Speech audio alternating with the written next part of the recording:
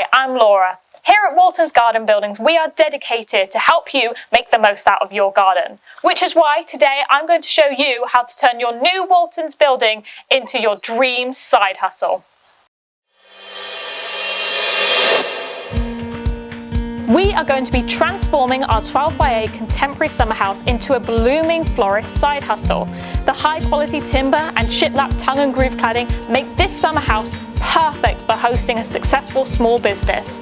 With bifolding double doors that open onto a veranda alongside a modular side shed which can be placed on either side of the building. When creating your business space, you need to think about your business aesthetics. How you present yourself can have a big impact on your customers, so you need to make sure you pick the right colour and decorations to match your side hustle. As we're making a florist, we've added a workbench with a gift wrapping station that's attached to the sturdy framing.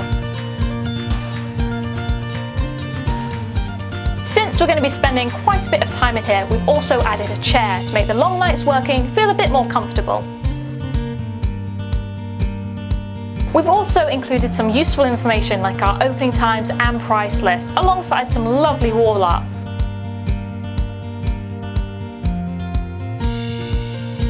Now all we need to do is add the flowers.